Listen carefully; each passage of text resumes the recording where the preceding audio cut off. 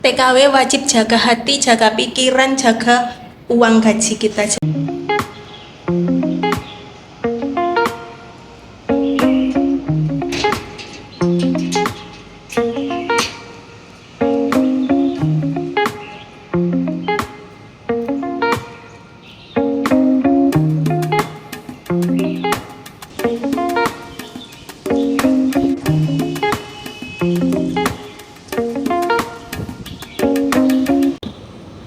Assalamualaikum warahmatullahi wabarakatuh. Jumpa lagi bersama saya Aprika Cihui.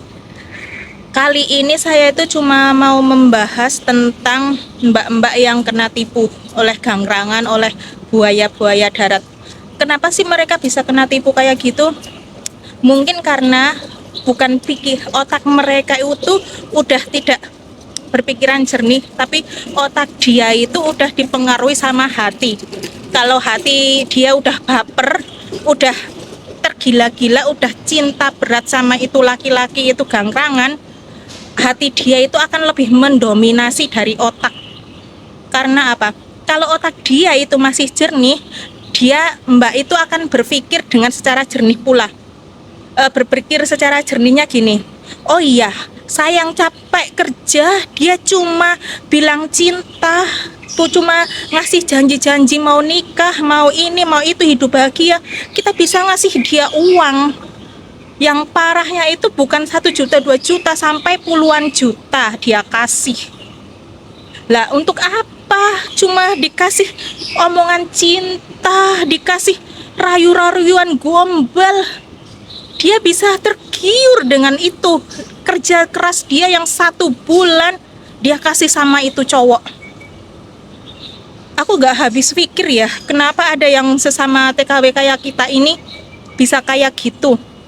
Mungkin dulunya pernah disakiti sama cowok, terus laki-laki gangrangan itu ngasih perhatian yang lebih, jadi dia bisa tergila-gila, jadi dia bisa baper mungkin ya. Atau gimana, saya juga kurang paham. Sebab saya itu anti banget untuk balesin inbokan sama laki-laki atau nerima video callan atau teleponan sama laki-laki, itu saya anti banget.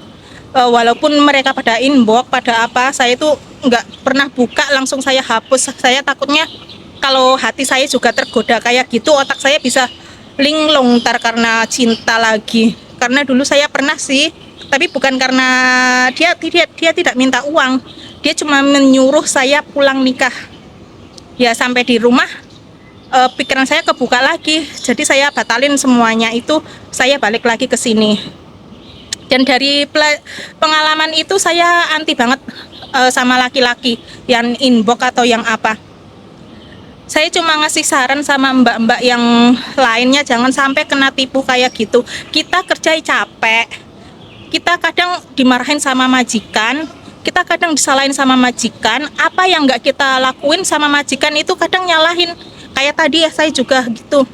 Saya nggak pernah nyalain saklar untuk cocokan HP dia nuduh saya nyalain saklar itu. Ya udah, dianya kan ngomel-ngomel, katanya saya nyalain, saya diem sampai dia selesai bicara. Ya udah, yang penting apa yang dia ingin ungkapin saya dengerin, udah beres.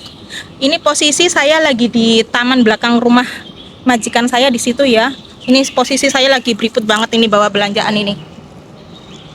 Saya sempetin bikin video karena banyak banget yang seliwer-seliwer di Facebook, di itu mbak-mbak TKW Hongkong kena tipu puluhan juta. Jadinya saya greget, pengen ngoceh di video saya di channel YouTube saya. Saya pengen banget ngoceh, dan hari ini saya ocehin semua apa yang saya unek-unekin gitu, biar yang kan udah itu si mbak banyak banget koar-koar, jangan sampai ketipu sama gangrangan.